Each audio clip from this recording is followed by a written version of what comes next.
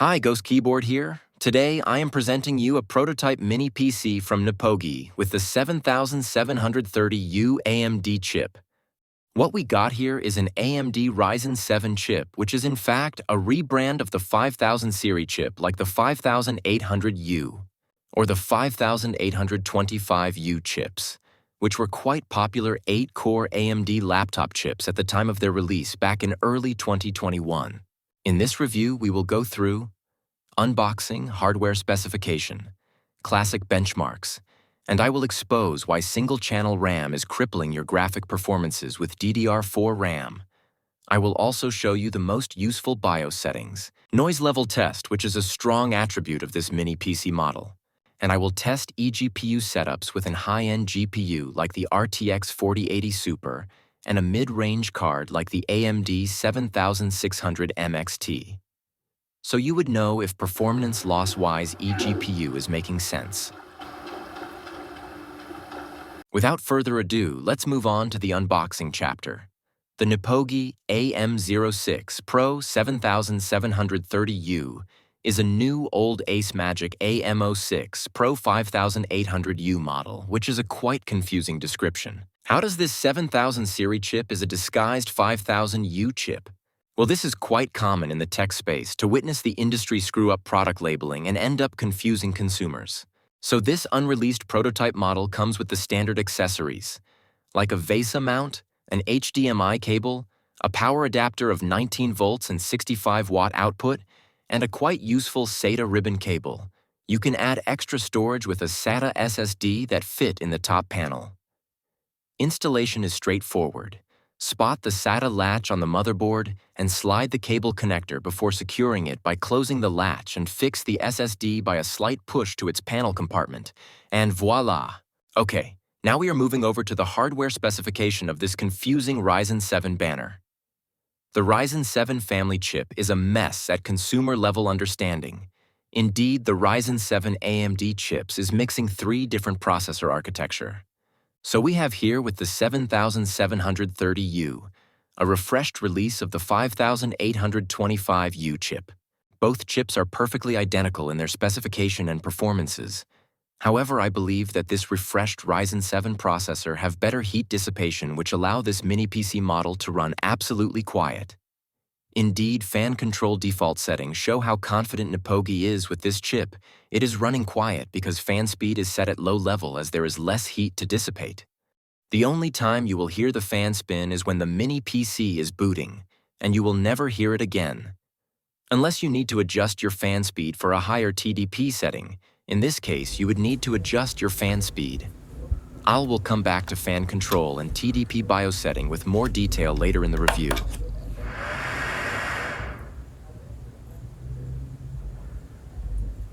Here, the mini PC is absolutely quiet under Cinebench CPU load.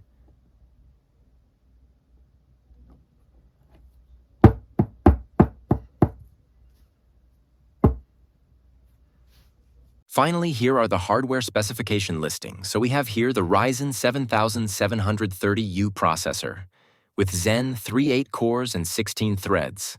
Base clock is at 2 GHz and boost clock max top 4.5 GHz. We have here a low power consumption processor, which is indicated in the U suffix, which stand for ultra-low power. The default TDP is set at 15 watt and can be adjusted to 30 watt in the BIOS to gain some performances. The IGPU is the Vega 8 with a max core clock at 2000 MHz. The Vega 8 has aged since its release, but with the proper BIOS setting and extra RAM, it is still a capable graphic card. Streaming and video playback at 4K 60Hz is no surprise supported. All benchmark and game tests were captured and encoded on this very mini PC. Supported RAM is DDR4 up to 3200 MHz. The model I have received has a single 16 GB RAM, which is crippling the IGPU performances. But with the addition of a second RAM stick, the graphic performance boost is huge. I strongly recommend to use dual channel for this mini PC and go for 2 rank RAM over single rank RAM for best results. Now we are moving over case opening. You don't really need a screwdriver to open the case. You can access RAM and storage hardware from the bottom panel by removing 4 rubber feet. There are no Wi-Fi antenna wire attached to the panel, so you can pull the panel easily. So we have one single DDR4 16GB RAM stick. The RAM is dual rank, which is nice, and the manufacturer is Kesington. I think this is the second or third time I am seeing this brand. Previously, it was on Asymmetric mini PCs only. The 512GB SSD is a SATA NVMe M2, so you won't have fast NVMe PCIe M2 SSD speed here on this low-budget mini PCs, although it support NVMe M2 PCIe Gen 3, which will be useful for our upcoming eGPU setup. The manufacturer is AirDisk and is unknown to me. Here you have the CMOS battery. I have teared down the mini PC further, and this is the other side of the motherboard. So here you a centrifugal fan with its power cable. We can see a heatsink and copper heat pipe for cooling.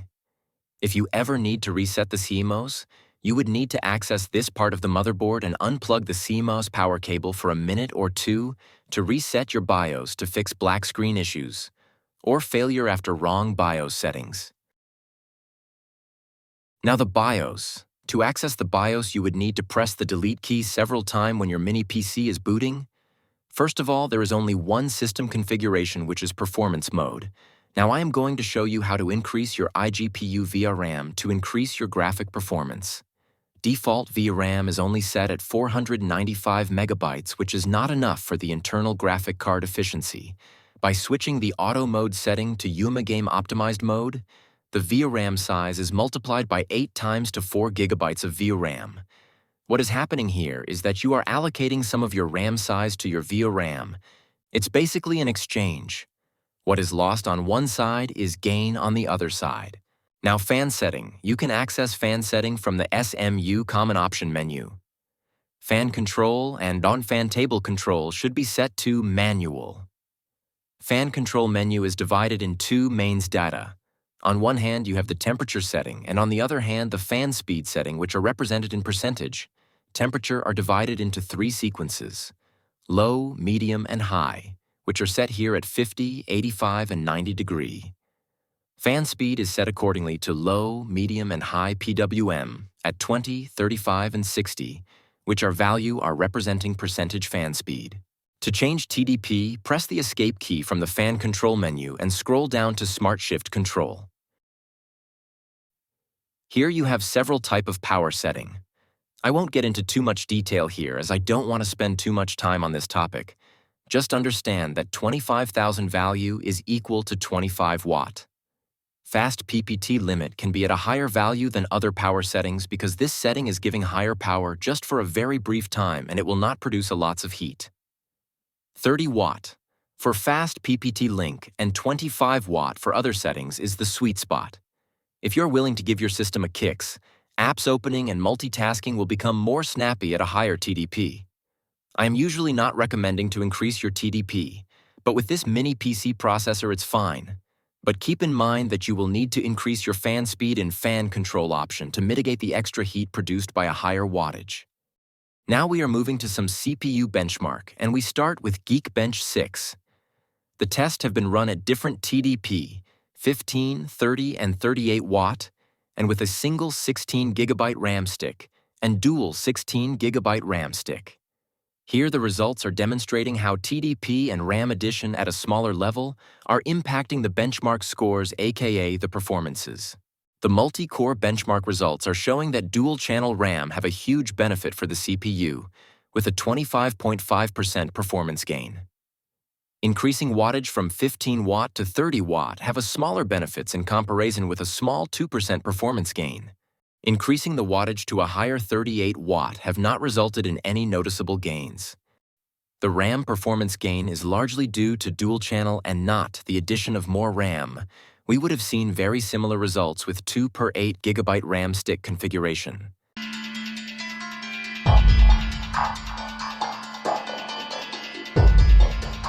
In Cinebench R23, we are seeing the same pattern than previously with Geekbench with the exception of the 38 watt TDP setting, which is crushing the others configurations with a huge 35.8% performance gain.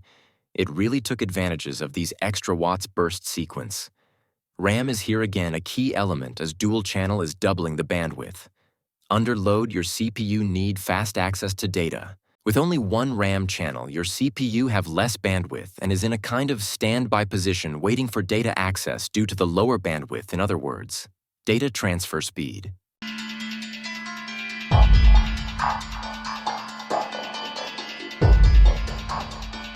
In Cinebench R24, the results are showing a very different pattern as here. RAM have a very little impact on performances with only 5.5% performance gain. Here, TDP is definitely the key element. In real world, TDP is indeed a big player in performances, especially on a CPU like the 7730U, which is in the low tiers of the modern mobile CPU ranking. With high-end CPUs that operate by default at a higher TDP, increasing BIOS TDP is not making much sense as opening and running apps. Multitasking are already feel fast. But with this CPU increasing, your TDP could make sense as you will definitely feel some gains. Apps and multitasking feel more snappy.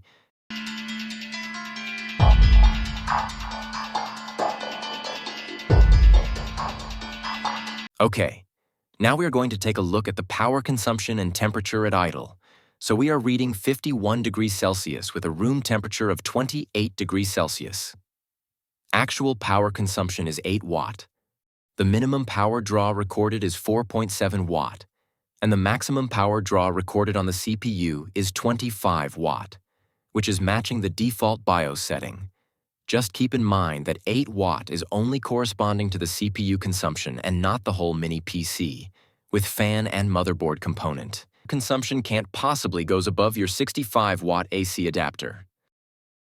Here in HW Monitor app, we can monitor the effectiveness of the 30 watt BIOS setting, and here again, the 38 watt BIOS setting.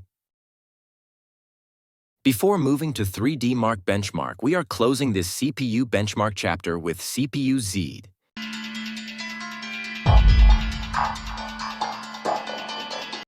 Now in 3D Mark test, I have added the 4GB VRAM configuration made within the BIOS, and it has very little incidence in the results. So at Time Spy, and as expected, the dual RAM has tremendous benefits for the iGPU. We are in the 50% performance gain in these synthetic tests. In real world, we are closer to 100% gain, as you are basically doubling your FPS with the addition of the second RAM stick.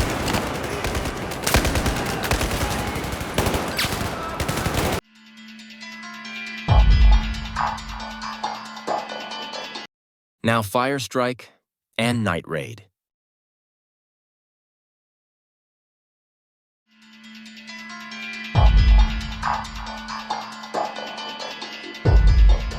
Before moving over console emulation, eGPU test and game test, I would like to present you a mini PC website that I have built.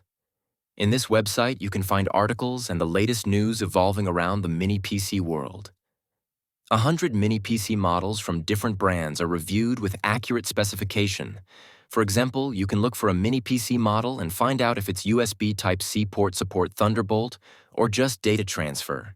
Each models have a reviewed article with hardware star rating, pros and cons section, thumbnails, videos, and much more.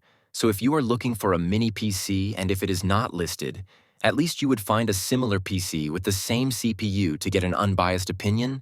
I will let the link in the description. And please don't forget to give this video a like. Thank you. The NiPoGi AM06 PRO is a very capable mini PC in console emulation. However, Switch emulation absolutely require dual RAM. So again, I strongly suggest you to add a second RAM stick to your system. With a single RAM stick, Switch emulation is lagging badly as you can see on the left side of the screen. With a second RAM stick, Switch emulation is working flawless as shown on the right side of the screen.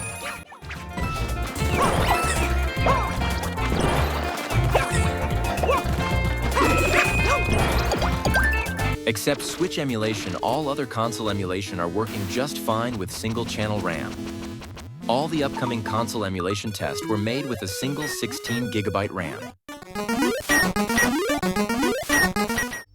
Bezel shaders are working fine here. So even with a single RAM stick, you can enjoy 60 FPS retro gaming with the best shaders.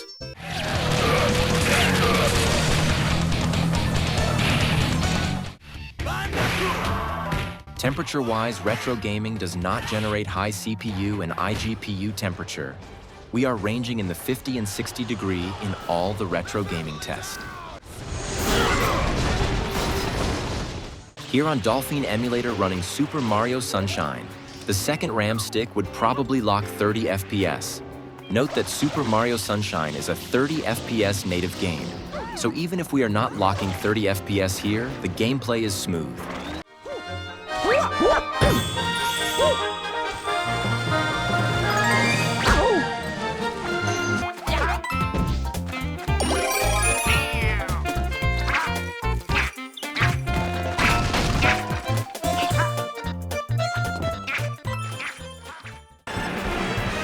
Here again, in a side-by-side screen comparison, we can see that with single RAM switch emulation is unplayable.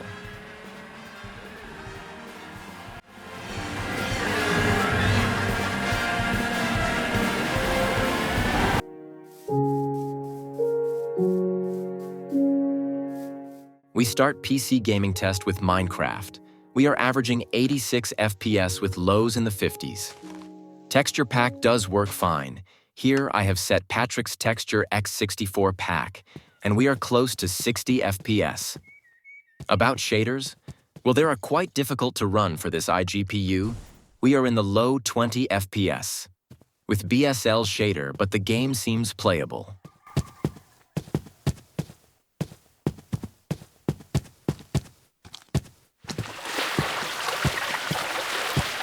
You can't really play AAA games with the 7730U IGPU, even at 720p. Either the graphics or the FPS average will prevent you to have an enjoyable gameplay. The Vega 8 can run AAA games, but graphic compromise and quality are making the gaming experience unpleasant, although there are quite a few exceptions, like here with Ghost of Tsushima at 1080p at low setting with frame generation enabled. The gameplay is fine, and graphics are at an acceptable level for me.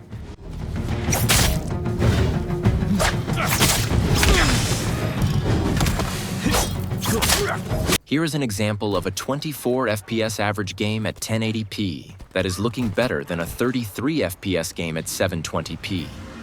On the left screen side Battlefield 1 has better graphics than Elden Ring on the right screen where graphics are more pixelated.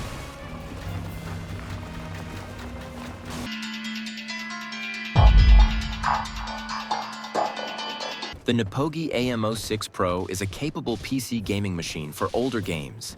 Medium and even high setting at 1080p is possible, like here with Dirt 3 and previously Bioshock.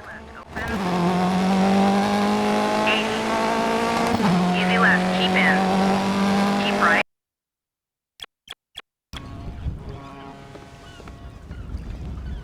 You can replay or discover the whole Battlefield game saga, older Call of Duty titles, and legendary Fallout New Vegas. In fact, you still have a large library of old games that are still worth playing today. The graphic capacity of the NiPoGi AM06 PRO is still far ahead the Intel N serie processors and AMD 3000 mobile serie.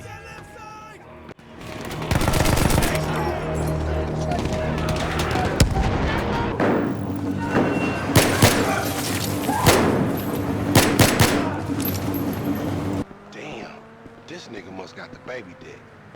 Yeah, and all the homie. 87, if you ain't go, give it, motherfucker, I'ma take it. Wanna turn it to a reason, just to bring home the bacon. If you are a Sims 4 aficionado, then you should know that this mini PC can run The Sims 4 at medium setting at 1080p. Low's FPS are in the 50s for a 58 FPS average.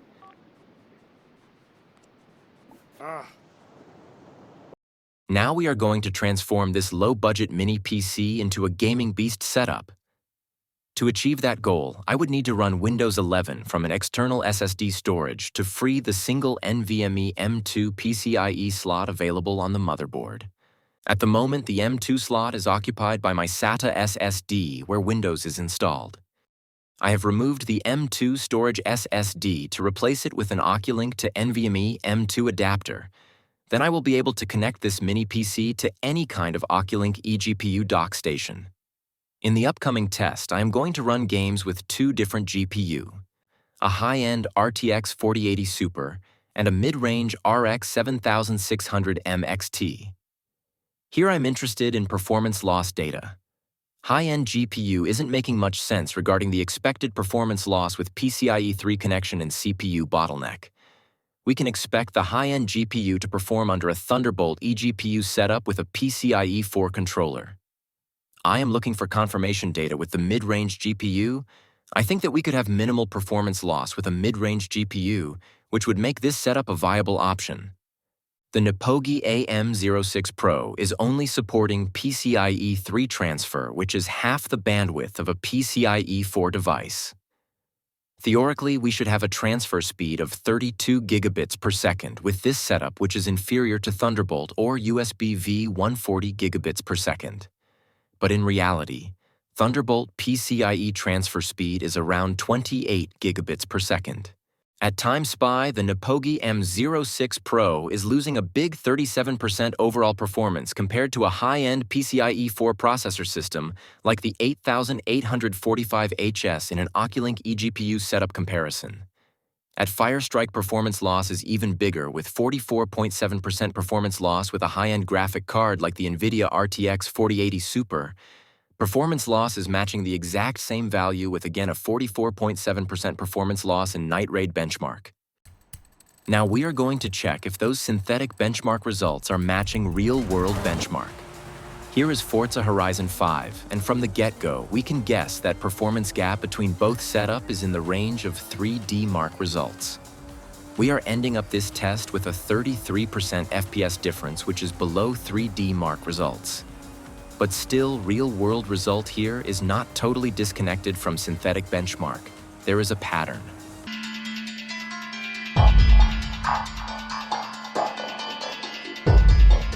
Keep in mind that this test was made with a high-end GPU. We predicted and expected large performance loss with such a GPU. But next we are going to check performance loss with a mid-range card, and I am expecting good results. Here in this Ghost of Tsushima test, we are still running the RTX 4080 Super with our Oculink eGPU dock. Note that even with performance loss, we are running those games at the highest and hardest settings.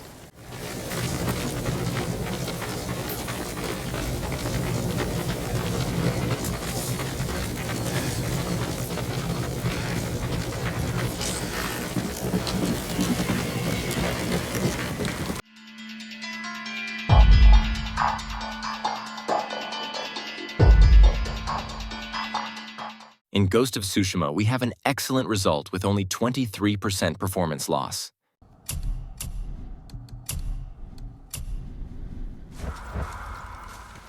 We are now going to compare two more games with the same high-end GPU before switching to the AMD card.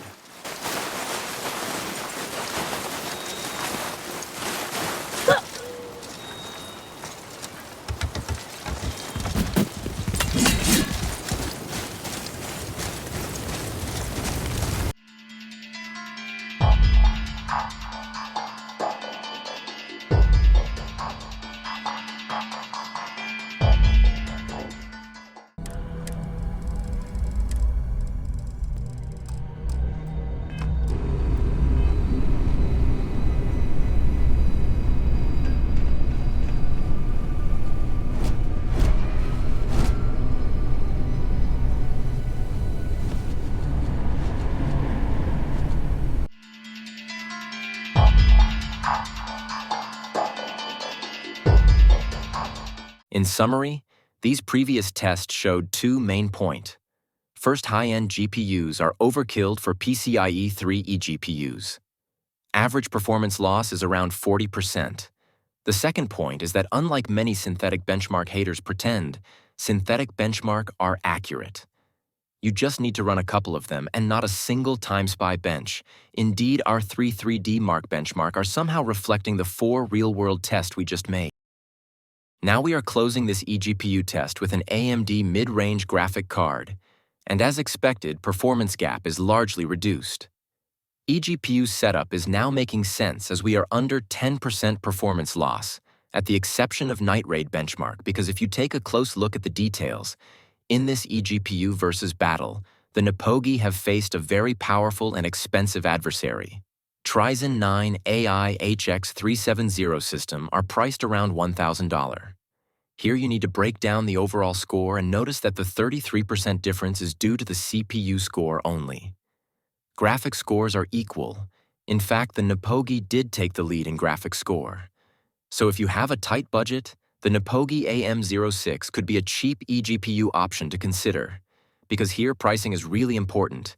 This model has not been released yet in the market, but I hope it will be for sale under $300. It could be a nice travel mini PC with low power consumption, and if you are the kind of people who hate noise, well, this mini PC is dead silent. So we are finishing this review with real-world benchmark, with the AMD mid-range graphic card, and prove my point about performance loss, which is minimal with a mid-range card running on an eGPU. Even though the 7730U is a 15-watt budget processor supporting oldest PCIe 3 protocol. Thanks for watching, please like and subscribe.